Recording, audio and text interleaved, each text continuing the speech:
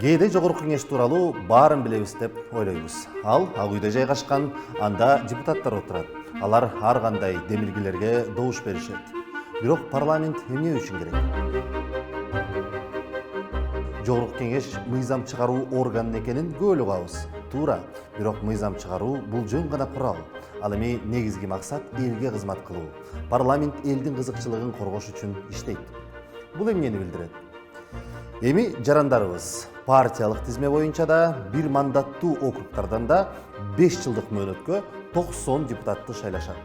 Шайлоодо депутаттар жана партиялар парламентке келип, сиздин үнүңүздөрдү трибуна аркылуу жалпыга жеткирүү үчүн добуштарыңыздарды жыйнашат.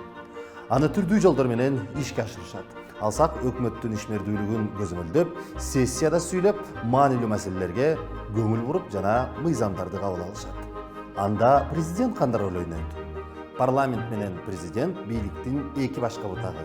Президент өкмөттүн аткаруу бийлигинин ишин жетектейт.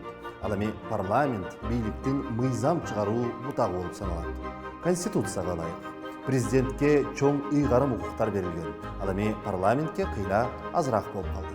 Бирок өлкөнү туура башкаруу үчүн алардын ортосунда кызматташуу гана болбостон атаандаштык да болушу керек.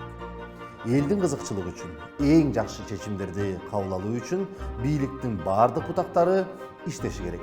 Кээде ал тургай күрөшүшү керек. Анткени алар канчалык ыйгарым укуктарга ээ болбосун, өлкөдөгү жогорку бийликтин ээси эл.